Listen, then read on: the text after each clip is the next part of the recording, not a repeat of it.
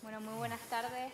Muchísimas gracias por acompañarnos en este Festival de las Ideas y la Cultura organizado por el diario.es y por Canarias Ahora, que es el periódico donde tengo el orgullo de trabajar y que cumple 25 años este año. Ahora la mesa que me toca moderar va a abordar los retos del tercer sector ante el nuevo escenario internacional, ante el nuevo escenario tan convulso que nos está tocando vivir. Vamos a hablar de los desafíos tanto estructurales como financieros que enfrenta la cooperación internacional y vamos a debatir pues, esa necesidad de construir un modelo mucho más sostenible. Y para hablar de todo ello tenemos con nosotros al otro extremo a Marta Femia. Ella es directora de Sostenibilidad Financiera en la Fundación ANESBAT. Es licenciada en Ciencias Políticas y Sociología por la Universidad de Deusto, cuenta con un máster en Dirección de Empresas, así como formación ejecutiva en Liderazgo, Marketing Digital y Dirección General en instituciones como Newfile, ESADE o la Universidad de Deusto. Actualmente lidera la innovadora estrategia de sostenibilidad financiera de la Fundación ANESBAT, donde combina la gestión responsable de recursos, el impulso de inversiones de impacto y el fortalecimiento de alianzas estratégicas internacionales. Todo ello para garantizar la viabilidad de la Fundación a largo plazo y contribuir a su teoría del cambio a favor del derecho a la salud en las enfermedades tropicales desatendidas en África. También tenemos a su lado a Elisa Bernal. Ella es licenciada en Periodismo y especializada en Fotoperiodismo en Oriente Medio. Inició su carrera en TV3 y en La Vanguardia. Trabajó a nivel local e internacional en los Balcanes, Grecia y en el territorio palestino ocupado, donde realizó reportajes sobre el conflicto, desplazamiento forzado y la explotación sexual. Dio el salto a la arena de las organizaciones internacionales de la mano de centros de investigación y la ONU. Actualmente ejerce como especialista en comunicación internacional en acción contra el hambre, donde ha cubierto crisis como la de Ucrania, el conflicto en el Líbano o de los terremotos en Turquía. Y a mi lado, Juan Carlos Lorenzo, que es licenciado, muchos ya lo conocerán, porque trabaja aquí en Canarias, es licenciado en Derecho y experto en microcréditos por la Universidad de Las Palmas de Gran Canaria, trabajador en la Comisión Española de Ayuda al Refugiado en Canarias, desde agosto del 99 hasta la actualidad, como educador en hogar de personas menores extranjeras no acompañadas, responsable de área en Administración y Recursos Humanos, participación activa en las redes sociales de APN Canarias, en la red ANAGOS. Es un enamorado de la simplicidad y del trabajo en red, activista social. Me gustaría empezar preguntándoles qué desafíos afronta ahora mismo el tercer sector en un modelo que está tan marcado por las crisis humanitarias, por las tensiones geopolíticas. Me gustaría un poco cómo lo valora cada una de ustedes desde su ámbito. Si quieres empezar, por ejemplo, Marta. Sí. Bueno, muchas gracias por acudir a nuestra mesa y encantados de estar aquí con compañeros de la altura y muchas gracias por moderarnos y vamos a contar un poco cómo vemos nosotras esta perspectiva que nos viene, ¿no? Varios retos yo creo que tenemos en la mesa, ¿no? Uno que identificamos también caracterizado fundamentalmente por el contexto geopolítico internacional, ¿no? Es la creciente deslegitimización que vemos en la sociedad en ciertas instituciones internacionales y agencias multilaterales, ¿no? Que lo que puede provocar es una dificultad, ¿no? Para garantizar los derechos humanos fundamentales, ¿no?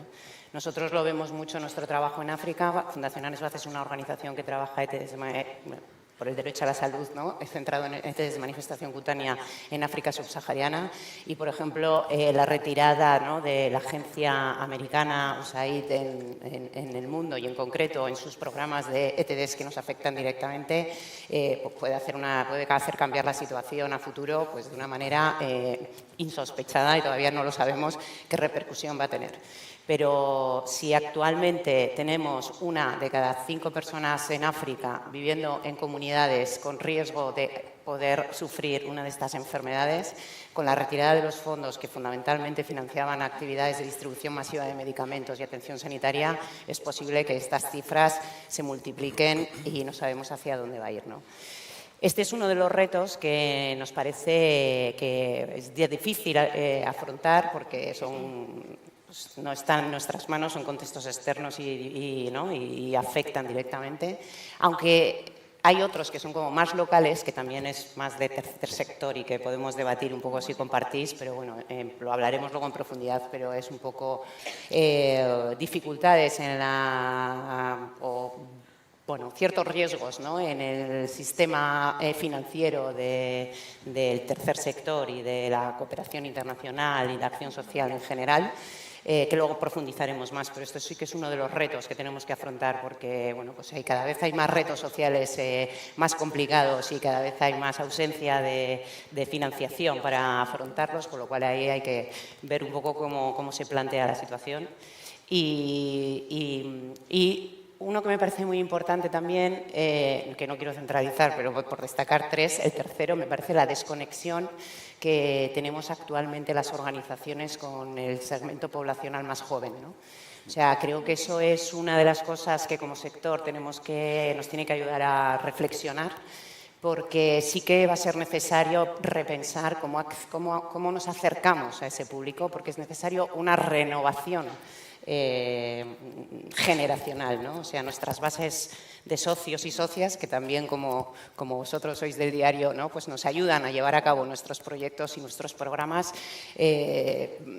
son de una determinada edad, con una determinada, una determinada tipología, y notamos que nos estamos enganchando con la gente joven, ¿no? Y esto pues, es algo que yo creo que nos va a caracterizar a repensar qué está pasando ahí y afrontar el reto hacia futuro, porque es necesario conectar, ¿no?, las diferentes edades, perdonadme que diferentes generaciones dentro de la lucha de los derechos humanos, ¿no?, que me parece fundamental para constituir una sociedad, ¿no?, de responsabilidad y que podamos llevar a cabo nuestras causas, cada una desde su perspectiva. Sí. Para ti, Elisa, ¿cuáles serían esos principales desafíos? Sí, yo la verdad es que también destacaría 3 desafíos, completamente de acuerdo con todo lo que comentabas, Marta. Yo empezaría por la cuestión de la reducción de financiación. Es evidente que tiene un impacto directo en las organizaciones humanitarias, en la ayuda al desarrollo, en la ayuda humanitaria. Estamos hablando, bueno, lo más reciente, pues es lo que todos y todas conocemos, ¿no?, de la congelación de fondos de Estados Unidos a través de USAID, que es muy importante porque, bueno, a través de Estados Unidos se financiaba más del 40% de lo que es la ayuda humanitaria. Por tanto, es un impacto muy importante. Pero no hay que olvidar que esta tendencia a la baja, ¿no?, en los presupuestos de los países a contribuir a la ayuda al desarrollo es una tendencia que ya llevamos viendo desde hace varios años, no es algo nuevo, ¿no? No nos viene de sorpresa. Y todo esto sucede en un momento en el que las crisis se agravan. El hambre aumenta, estamos en un momento en el que hay un número muy importante de conflictos abiertos, de desplazamiento forzado, y justamente ahora necesitamos más recursos que nunca. Y ese es un gran desafío también. Y luego, por otro lado, yo creo que uno muy importante a destacar es que hay una crisis de valores también. No solamente hay una crisis financiera, sino también de valores. Y en ese sentido yo creo que el sistema internacional se está intentando desmantelar y el respeto por los principios humanitarios, por el derecho internacional humanitario, cada vez también lo vemos más mermado, ¿no? Y hay ejemplos muy, muy específicos de los que podemos hablar. Así que sí, yo creo que esos son los 3 grandes desafíos y, por supuesto, en este contexto hay que movilizar también pues, mucho a la sociedad y esos retos que tenemos de, sobre todo, llegar a la población también más joven, ¿no? Aunque España es verdad que es un país muy, muy solidario. Bueno, buenas tardes a todas. Agradecer la invitación, felicitar el 25 aniversario y el montar un festival de este tipo aquí en Gran Canaria. En Canarias a mí me hace sentir bien, muy satisfecho. Complementando tanto a Marta como a Lisa, el reto de la sostenibilidad, pero que va más allá del dinero. Es decir, la financiación es importante y estamos en un momento crítico a la hora de poder mantener ciertos estándares incluso de calidad. Y corremos un riesgo significativo con respecto a la calidad del trabajo, cuando quizás nos vamos a reducir o a priorizar el ser más asistenciales que intervenir para la autonomía. Creo que eso es importante, porque el dinero no va a dar para todo. Entonces tenemos que priorizar también qué vamos y qué queremos hacer. Y sostenibilidad en la más amplia extensión de la palabra, en cuanto a la modernización del propio tercer sector. Creo que corremos el riesgo de anquilosarnos y mantenernos en un contexto anticuado a la hora de poder intervenir de una manera mucho más eficiente. O sea, el esfuerzo no puede estar reñido con la eficiencia. Yo creo que en ocasiones uno y otro están ahí luchando, ¿no?, en esa dicotomía que se valora más en un contexto de entidades sociales. La transformación digital también, eso nos va a ayudar a ser mucho más eficiente. Marta, lo que tú señalabas de la participación. O sea, creo que también esos mensajes, esos discursos interesados de estigmatización del tercer sector hace que desincentiva la participación social. Y luego, dentro de ello, el reto de la coexistencia intergeneracional. Aquellos que tienen una amplia trayectoria dentro del tercer sector, apoyando, participando, trabajando, con la gente nueva, con la gente que va a suponer un relevo y que en muchas ocasiones te pasa por encima con el entusiasmo. Entonces, para mí eso es importante. Y luego, ¿de qué manera un contexto de innovación social es afín al tercer sector? Una anécdota, en ocasiones participas en X charlas, cursos y demás, y cuando ves toda la gente que se mueve en el marco de la innovación social, no hay tantas caras reconocibles. Son gente que no conoces. No todas, pero parte de ella. Digo, espérate que se nos está quedando fuera algo importante, que es cómo innovar para tener, digamos, oportunidades distintas para soluciones mucho más eficaces. Y una cosa, para terminar, como un tercer gran reto, y es el del reconocimiento del tercer sector. Hablamos que en España, por traerlo a tierra, más de 600.000 personas trabajan en entidades del tercer sector, 1,5 millones de personas voluntarias, 1,44% del Producto Interior Bruto, que son como cerca de 19.000 millones de euros. El reconocimiento y la legitimidad del tercer sector no está pareja al impacto que tiene el tercer sector. Y por tanto, yo creo que una aspiración interesante y que a veces lanzamos y a veces tú dices, bueno, te tratan como que no es el sitio del tercer sector, es el reconocimiento como agente social. Y eso te da la capacidad de participar en los procesos de toma de decisiones de donde se deciden las políticas públicas, las permanentes, las sólidas, las estructurales.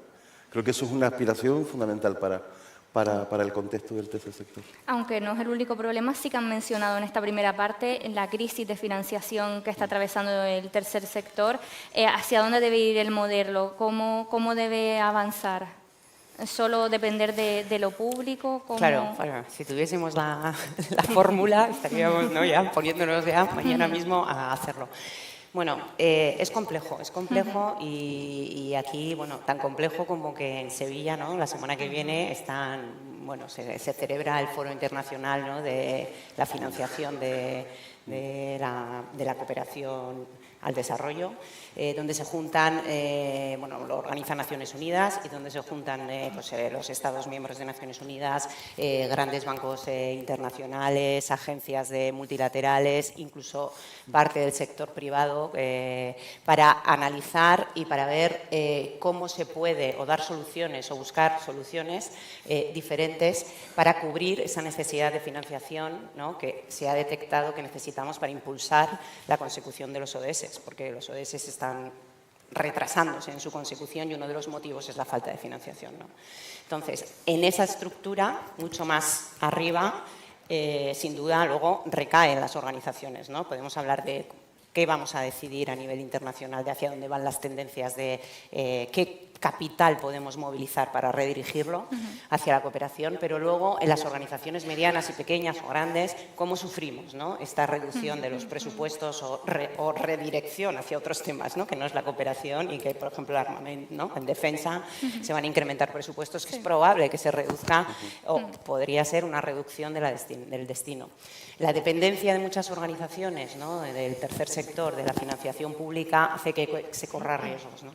¿Cuál es la solución? Pues, hombre, yo creo que todos pensamos en una diversificación de fuentes de ingresos, es decir, intentar combinar diferentes fuentes, la pública, la privada, incluso innovar en sistemas que están saliendo en el mercado y valorar sí las organizaciones podríamos acceder a ese tipo de financiación que hasta ahora era un poco, ¿no?, pues más alejado, que está relacionado con el tema de la innovación social que comentabas, las inversiones de impacto, los fondos, ¿no?, que son como que se retroalimentan.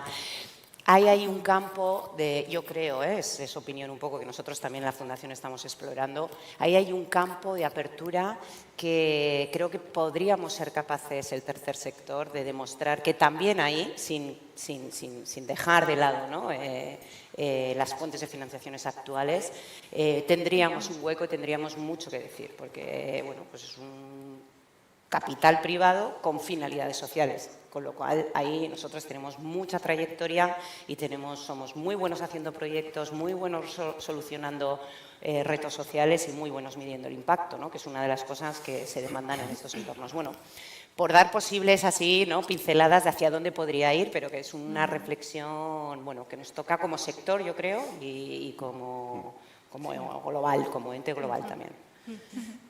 Sí, bueno, yo diría que de hecho esta reflexión se está dando a día de hoy, es decir, las organizaciones humanitarias estamos ya haciendo este proceso de repensarnos, de entender a nivel de financiación dónde estamos, ¿no?, con qué donantes estamos trabajando, con qué donantes estamos hablando y como hay un gran reto, pues ver otros donantes alternativos. Y yo creo que lo que comentaba antes también, ¿no?, y que también comentabas tú, Marta, el tema de la financiación privada, ¿no?, de esas alianzas con empresas privadas, con fundaciones, de contar con el apoyo de la ciudadanía, que ya contamos con él, pero también hay este discurso, ¿no?, de deslegitimar también a las organizaciones, yo creo, y creo que hay que reforzar, y creo que este es un espacio muy importante, por ejemplo, en esas alianzas con medios de comunicación, para poder decir a la población que la ayuda que se destina por sus recursos llega.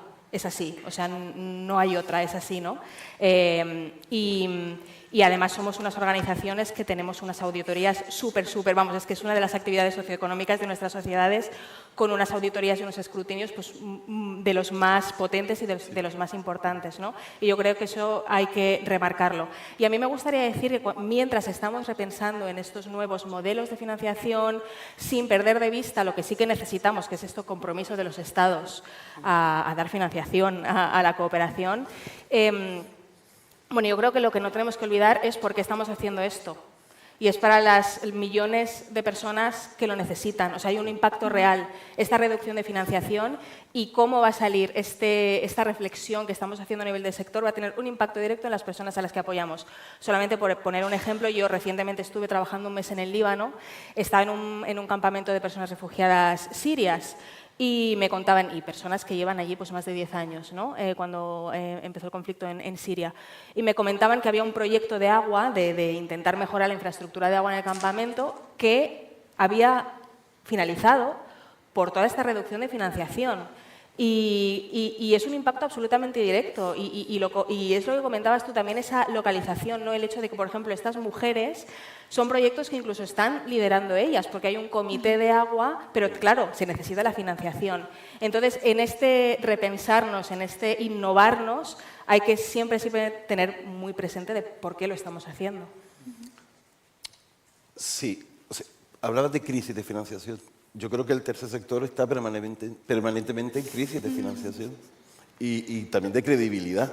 O sea, tenemos que luchar muchísimo, ¿no?, tenemos que incidir muchísimo en que nuestra credibilidad, que es muy frágil, no se rompa, ¿no? Y cualquier incidencia tiene un impacto brutal en deslegitimar nuestra labor. Y por otro lado, con respecto a financiación, yo creo que muchas veces la generación o la ejecución tal cual está de proyectos sociales cuesta dinero también al tercer sector.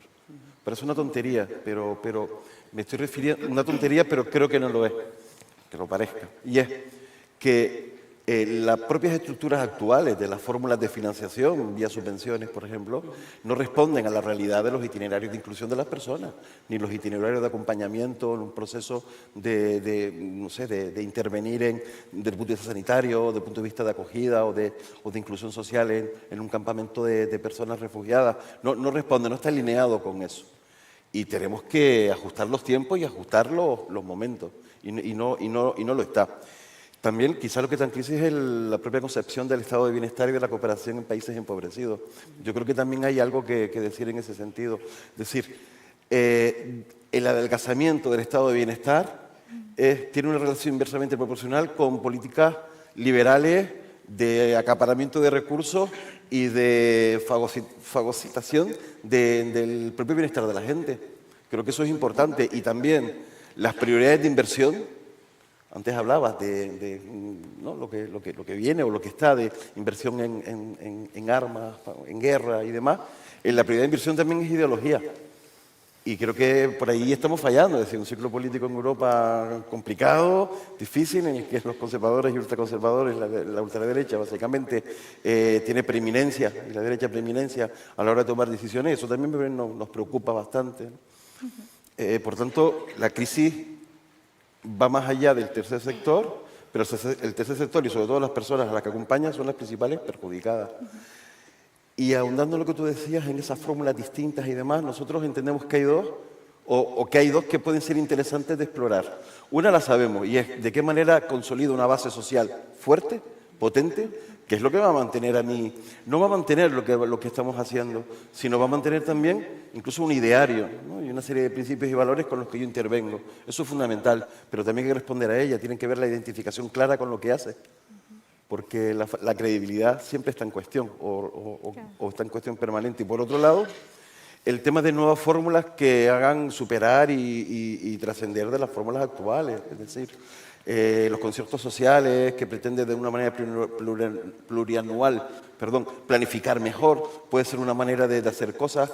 Cuidado con qué fórmula utilizas para que pueda poner en riesgo entidades más pequeñas que tienen un impacto social positivo brutal en un contexto concreto y que a lo mejor no puede de alguna manera sostener una nueva visión, ¿no? de la financiación.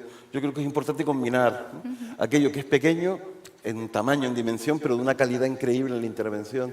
Y eso también hay que respetarlo y hay que salvaguardarlo dentro de estas nuevas fórmulas en que podamos financiar mejor el bienestar social, que es el que desarrolla como un servicio público el tercer sector. Qué interesante esa idea del bienestar social.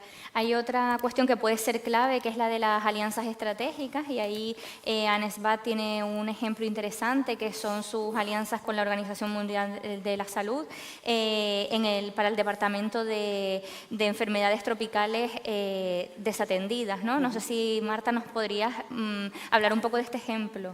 Sí, bueno, apostamos desde la Fundación por la construcción de alianzas, creo que es muy del sector también, ¿no? Y sí, todos más o menos creemos firmemente en que las alianzas son necesarias para escalar nuestro impacto y para conseguir mejores resultados, porque trabajando, ¿no?, más de uno juntos, pues siempre se consiguen más cosas, ¿no? Entonces, las alianzas están como muy intrínsecas en nuestra manera de hacer.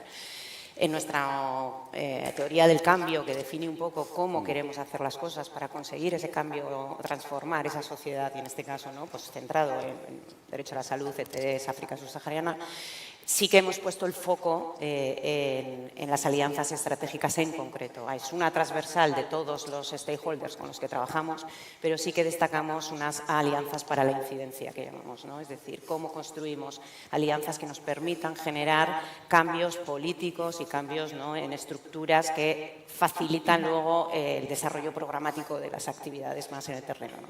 Entonces, entre estas destacamos nuestra alianza con la OMS, ¿no? Nuestra alianza con la OMS, que lleva ya tiempo y que hemos construido de manera constante y consolidada, fundamentalmente se basa como en dos objetivos. Por un lado, financiar actividades dentro del programa que tú comentas, porque el programa de ETDs es uno de los programas más desatendidos. Se llaman las enfermedades desatendidas porque también hay una desatención de la financiación y una desatención de colocar estas enfermedades dentro de los diálogos y los compromisos de los compromisos, ¿no?, de la salud global. Entonces, tenemos un doble objetivo. Por un lado, financiar efectivamente y ayudar al programa para desempeñar, por ejemplo, financiando distribución, los costes de las distribuciones de los medicamentos, que está en manos de la OMS junto con los gobiernos, y ayudamos en la financiación de esas actividades, porque si no, el medicamento no llega a las comunidades donde están estas personas que pueden sufrir de estas enfermedades. Y, entre otras, fortalecer los sistemas de medición, de recogida de datos para que la OMS pueda tener información sobre cómo están los estados y los gobiernos y las enfermedades dentro de sus sistemas de salud y si es un problema o no de salud pública, cuáles son los criterios y sobre eso se basan luego las estrategias de intervención. Pero la tercera pata, que es más de incidencia, es de colaboración junto con gobiernos y entidades, gobiernos africanos en este caso, que es un poco el contexto en el que trabajamos nosotras, otras entidades internacionales que también trabajan en el mundo de las ETS y la propia OMS, trabajando para conseguir que estas enfermedades se coloquen como un problema de salud pública global y con unos compromisos por parte de los Estados para asumir esto y colocarlo en sus agendas y desarrollar compromisos económicos y compromisos de actuar contra estas enfermedades, ¿no? Entonces, esta es una de las de los éxitos que hemos conseguido en el 2025 que se ha aprobado en la Asamblea General de la Organización Mundial de la Salud en el 2025 una resolución que ha colocado las enfermedades que nosotros trabajamos a este nivel, ¿no? Entonces, es una combinación entre forzar a los compromisos de los Estados para que estas enfermedades se coloquen en la agenda global y, por otro lado, financiar actividades que van directamente a la vida de las personas, ¿no? A través de la OMS, que controla un poco todo. Y aprovechando que cada uno es experta en un ámbito, les quiero hacer una pregunta específica. A ti, Elisa, te quería preguntar pues, por los datos ahora mismo de la situación del hambre en el mundo y también pues, cómo trabajan desde Acción contra el Hambre, tanto en el acceso a la población como la seguridad del personal humanitario en esos contextos, ¿no? Sí, bueno, en cuanto a datos del hambre, lo que comentaba un poquito al principio, ¿no?, de la intervención, y es que las crisis del hambre se agravan. Hay alrededor de 800 millones de personas que pasan hambre actualmente y eso estamos hablando de aproximadamente el 10% de la población.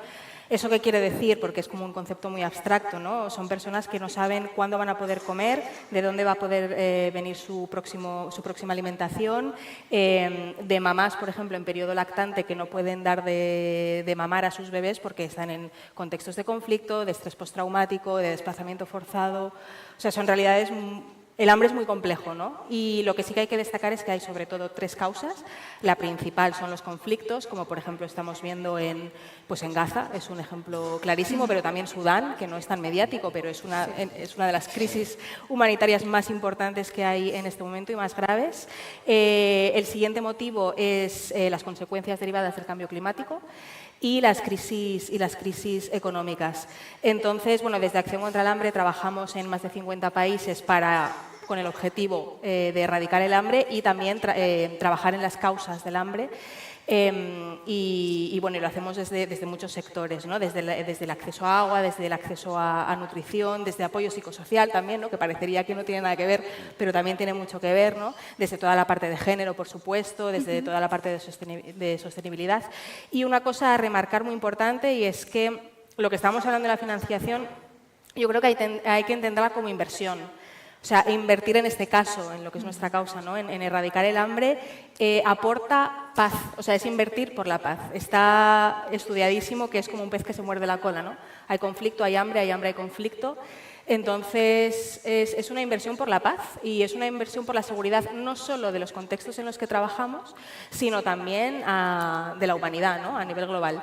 Y sobre la pregunta de acceso y seguridad del personal, bueno, son 2 de los grandes temas que trabajamos porque, bueno, en nuestro caso trabajamos en muchos contextos de conflicto y en muchos contextos pues, muy, muy complejos.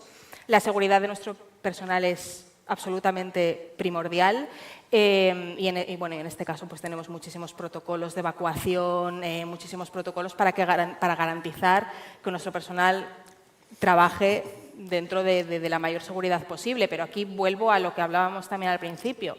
Y es que este derecho internacional humanitario que contempla la protección de los trabajadores y las trabajadoras humanitarias se está desmantelando. Por tanto, proteger a nuestro personal con nuestros protocolos cada vez es más complicado si el derecho internacional no se respeta.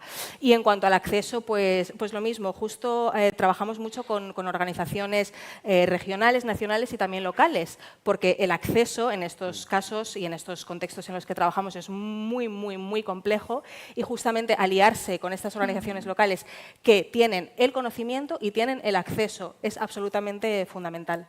Sí, las alianzas al final son muy importantes a nivel local, ¿no? Me imagino que para SEAR también. Bueno, son fundamentales. O sea, nosotros no concebimos un trabajo en intervención social, un trabajo en el contexto de acompañamiento de personas en situación vulnerable sin trabajar con otros. Es decir, trabajar en red no es fácil.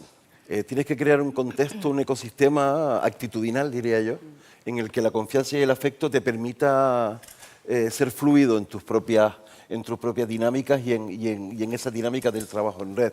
Por otro lado, yo creo que los beneficios, esto es como todo, ¿no? Cuando salen los anuncios de medicamentos en la tele, los beneficios que tiene trabajar en red, o sea, las grandes ventajas y oportunidades. Tú compartes conocimiento, generas conocimiento de manera conjunta, aprendes muchísimo, realizas una incidencia mucho más brutal, que lleva mucho más lejos. Normalmente trabajar en red significa trabajar con una mirada mucho más larga y de una manera mucho más periférica. Claro. Y eso son las grandes ventajas. Sabes que aquí en Canarias hay dos grandes redes. Red han completamente este año 30 años. Y la Red Europea de Lucha contra la Pobreza y la Exclusión Social, EAPN, y la plataforma de tercer sector. Pero centrándonos en las dos primeras, somos capaces de generar un conocimiento que puede ser replicado y puede ser ejecutado por las propias entidades que forman parte de la red. Por poner tres ejemplos: el trabajo en auditoría social, en mercado social, en contratación pública responsable y en el derecho a la inclusión digital. Son los cuatro ejes que, por ejemplo, las redes en Canarias están desarrollando de una manera muy profesionalizada, muy técnica y con un impacto altamente positivo. Eso jamás podríamos llegar a una cosa de ese tipo por nosotros mismos. Tendríamos que hacerlo con otros. Claro. Y Juan Carlos, aprovechando tu turno de palabra, que estamos en Canarias, en un contexto en el que están llegando tantas embarcaciones precarias, ¿no?, de personas jugándose la vida. Tú trabajas de coordinador en SEAR. Ustedes han sacado recientemente un informe que hablaba de que unas 7.600 personas han solicitado asilo, ¿no?, porque están huyendo de la guerra, de conflictos políticos, de situaciones de violencia, ¿no?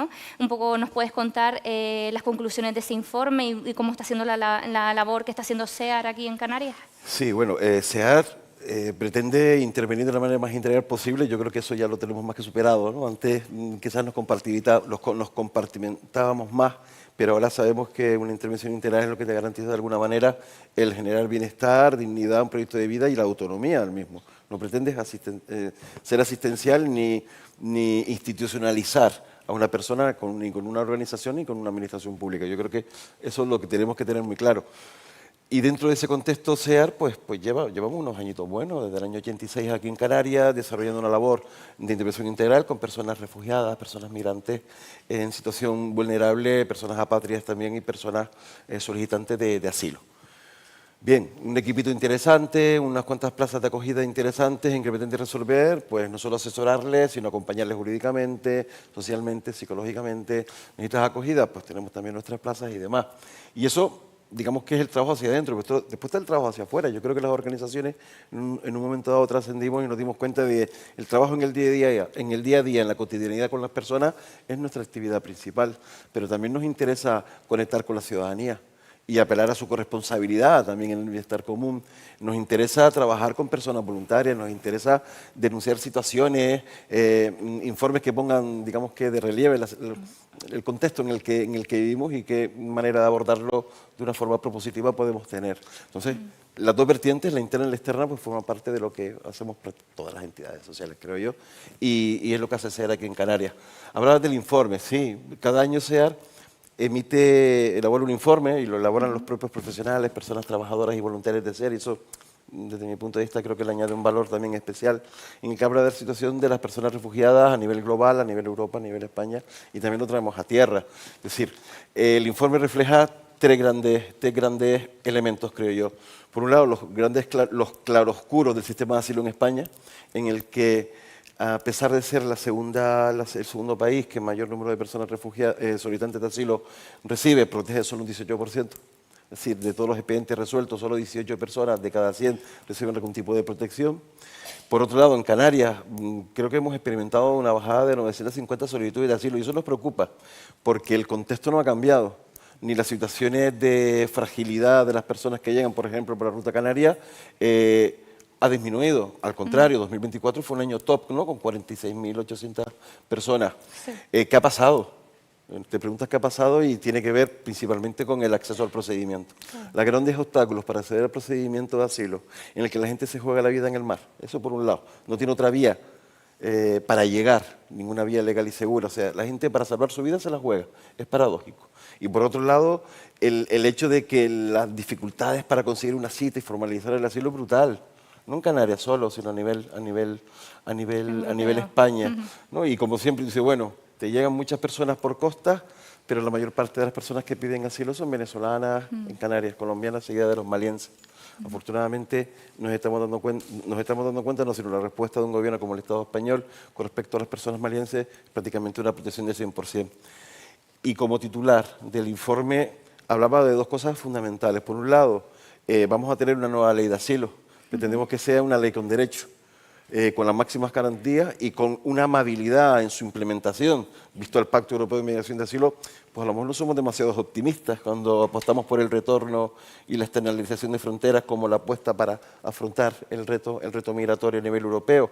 Y por otro lado, apostando por una ley de asilo más garantista también, de alguna forma nos convertiríamos, ¿no?, como Estado en un dique de contención ante los discursos y las políticas antimigratorias, que ya no solo están en un partido político, sino también en un consejo de gobierno. Ya son gente que decide política. Lo estamos viendo en muchas comunidades autónomas en que los presupuestos se aprueban siempre y cuando haya condiciones, por ejemplo, en acoger a personas menores extranjeras no acompañadas. Ha pasado en Valencia, ha pasado en Murcia y seguirá pasando, ¿no? Y ese tipo de chantaje que juega con los derechos y mercantiliza derechos, yo creo que es intolerable y no lo podemos permitir. Esos son los dos grandes titulares, por decirlo de alguna forma.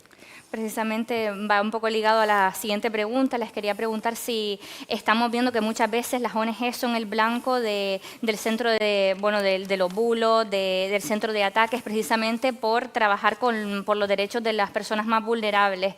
Si les preocupa este avance de estos discursos de odio y de qué manera se pueden combatir, con qué estrategias se están blindando.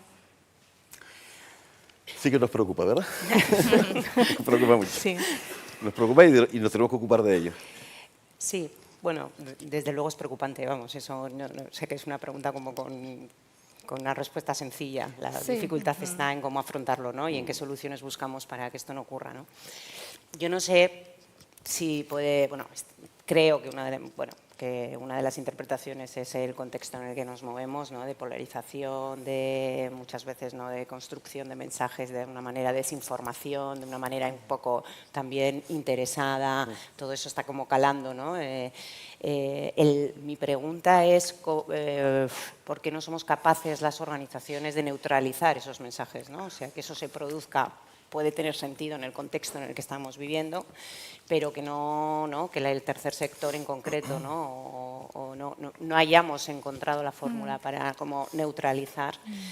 Quizás se necesitan más alianzas con los medios de comunicación, incluso. A ver, yo no sé si está relacionado un poco con la falta de confianza y la desconfianza que bueno, salía un estudio del MAN hace, no sé, unos meses, a finales del 2024, que hablaba un poco de los agentes, las instituciones de la sociedad, y les preguntaban a la gente de la calle cuánto de confiables eran, ¿no? Y las ONGs están por detrás de las empresas a día de hoy. O sea, es preocupante. O sea, algo no estamos consiguiendo para que a día de hoy, que no estaba pasando, pasaba antes, las empresas sean más confiables que las organizaciones para parte de la sociedad, ¿no? Claro, entonces, si esto es que es una falta de confianza, hay por ahí mirando un poco cómo poder, ¿no? Como sector y como unirnos, ¿no? para hacer frente a esto. Yo creo que pues, deberíamos trabajar en generar mayor confianza, ¿no? ¿Cómo se genera esa confianza? Bueno, hay por ahí muchas cosas, ¿no? Por ahí hay estudios que hay, pero bueno, hay un estudio de SADE y de PricewaterhouseCoopers que hablaban un poco, nos daban como pistas, ¿no? Hablaban como de la técnica de las 5 Cs, ¿no? Que eran, los tengo aquí apuntadas para que no se me olvide ninguna, ¿no? Que eran la competencia. Es decir, tenemos que ser organizaciones competentes, tenemos que demostrar, no es que lo seamos, es que hay que demostrarlo y la gente tiene que vernos como organizaciones competentes que explicamos muy bien lo que conseguimos. Luego, conexión, falta conexión con la ciudadanía, venía un poco a lo que decíamos antes, ¿no? En el estudio este aparecía también que 1 de cada 4 personas jóvenes entre 18 y 35 años, les preguntas, ¿conoce usted alguna, bueno, usted de 18 a 36, ¿conoces alguna organización? Y uno de cada 3 no conocía ninguna, no saben nombrar ninguna. Y además tenían dudas tenían dudas en un 50% de a dónde se destinaba el dinero de las organizaciones, ¿no? O sea, hay una desconexión ahí con la ciudadanía que tenemos que volver como a reinterpretar, ¿no? Qué canales utilizamos, qué actividades, el ser más abiertos, introducirles, ¿no? La tercera es la confiabilidad y la reputación, ¿no? Es decir, no es solamente que hagamos las cosas bien, sino que tenemos que gestionar esa reputación externa, ¿no? Es un poco, la reputación es esto que dicen, no es lo que te dicen a ti, no es cuando tú preguntas y te dicen lo que eres, sino es cuando tú te vas de la sala y los que se quedan tomando el vino es lo que dicen del que se ha salido, ¿no? Que puede ser verdad o no es verdad, pero que hay que saber gestionarlo y que las organizaciones tenemos que saber qué es lo que opinan de nuestras marcas, de nuestra manera de hacer para poder, ¿no? Contrarrestar mensajes y tener estrategias para poner en valor lo que hacemos, ¿no? La cuarta es gestionar mejor la comunicación y comunicar desde una manera más honesta, y la quinta era generar comunidad y liderazgos honestos, ¿no? Ser un poco los expertos decían como que trabajando esas 5 Cs se pueden provocar planes de acción en las organizaciones que mejoren o intenten mejorar los puntos de confianza y contrarrestar así un poco la desinformación, ¿no? Pero en la teoría. Luego... Sí, bueno, yo creo que una de las Cs más importantes probablemente es el tema de la conexión, y yo creo que ahí pasa por hacer un ejercicio de que nuestra comunicación sea liderada, en el caso de las organizaciones humanitarias internacionales, por ejemplo, por las comunidades a las que apoyamos. ¿Quién mejor que explicar lo que sucede y las maneras de solucionar los problemas que ellas mismas? Yo creo que esa conexión pasa de verdad por hacer ese ejercicio muy importante de dar una voz líder a las personas a las que apoyamos. Eso por un lado. Y luego, por otro lado, evidentemente estamos como muy metidos en nuestro sector, utilizamos unos tecnicismos que solo entendemos nosotras, ¿no? Yo creo que ese cambio de lenguaje también es muy importante, y saber y adaptarnos a las nuevas herramientas que hay, y justamente con lo que comentabas antes, ¿no? de esa masa social joven, para hacerles sentir que pueden formar parte, y una vez que forman parte del cambio, hacerles saber de qué manera lo hacen, ¿no? Porque es muy importante, yo creo, que hacer entender de que puedes formar parte de este cambio de muchas maneras, además, no solamente con recursos económicos, o sea, a nivel de movilización, es que hay muchísimas maneras, ¿no? Entonces... es importante trabajar eso, sí, sí. Nos vamos quedando sin tiempo, pero quería ligarlo también a otra pregunta, que es que si echan falta también un mayor reconocimiento a la labor internacional, porque, por ejemplo, la ONU denunciaba que en 2024, por ejemplo, 281 trabajadores humanitarios fueron asesinados, que es una cifra bastante escalofriante, y se echan falta a veces pues un mayor reconocimiento, ¿no?, al trabajo de las organizaciones humanitarias. Reconocimiento al trabajo que hacen y también o sea, a la narrativa que reciben. Yo creo que es importante el saber de qué manera se refieren a ti en los discursos. O sea, ¿quién domina el discurso público, ¿no? El discurso político en ocasiones creo que no valora en toda su extensión lo que el tercer sector de acción social hace por el bienestar de la comunidad. Creo que sin él la comunidad pues tendría dificultades para funcionar. Y el estado de bienestar también. Eso por un lado. Y por otro, en cómo no solo humanizas, me ha gustado el término que tú señalas, o sea, cómo te identificas y la confiabilidad. O sea, cómo humanizas y pones rostro a lo que haces. Más allá de la cuestión técnica, que está muy bien, porque profesionalizarse está bien y es necesario para intervenir de una manera más eficiente, pero cómo humanizas el discurso. Y para eso también se necesitan profesionales. Y yo creo que el tercer sector se ha profesionalizado muchísimo en temas de comunicación e incidencia. Creo que le ha venido muy bien. Es verdad que a lo mejor el alcance, pues tenemos un amplio margen de mejora, pero eso ha ayudado muchísimo. Y no solo nos pasa aquí, también nos pasa a nivel internacional. Es decir, cómo los mensajes preeminentes estigmatizan al tercer sector. No solo lo estigmatizan, sino lo criminalizan, que es aún peor. De tal forma que no se valora o genera una percepción a la ciudadanía de esta gente siempre con sus rollos. Esta gente acapara los recursos. Y la lucha por los recursos es importante. Me refiero, o sea, está ahí, no que es importante, está ahí. Porque la gente también conecta con su propia fragilidad, ¿no? Los proyectos de vida están muy conculcados en un país como España, en el que 12 millones de personas están en riesgo de exclusión social. Cuando le habla de entidades sociales, de aportar para personas migrantes X dinero, pues dice, oye, ¿qué pasa con lo mío? Y la respuesta es súper fácil, es decir, no, la culpa la tiene aquel, ¿no? El que llega en una patera, cuando realmente quizás la culpa está en cuáles son nuestras prioridades de gasto y de inversión, en cómo ideológicamente montamos nuestro Estado, ¿no? y nuestro contexto de financiar y afrontar los retos sociales. Y yo, si pudiera añadir una cuestión al tema de reconocimiento, para mí el reconocimiento pasa sobre todo porque nos dejen trabajar. Claro. O sea, yo creo que ese es el máximo reconocimiento, es decir, que no nos pongan trabas, que no nos pongan en peligro, pero ni a nosotros y a nosotras como personal humanitario, ni a la población a la que servimos, porque claro, nos ponen en peligro a todos y a todas. Para mí ese es el mayor reconocimiento que nos pueden dar y a día de hoy, desgraciadamente, no es muy común. No sé si quieres añadir algo, Marta, ya nos hemos agotado el tiempo. Les agradezco muchísimo que hayan participado, tanto a Marta, Elisa, Juan Carlos, por su tiempo, por este debate tan enriquecedor y ojalá a las organizaciones humanitarias como ustedes por la labor que hace sea reconocida y muchísimas gracias, de verdad. Gracias a vosotras. Gracias. Gracias, gente. Gracias.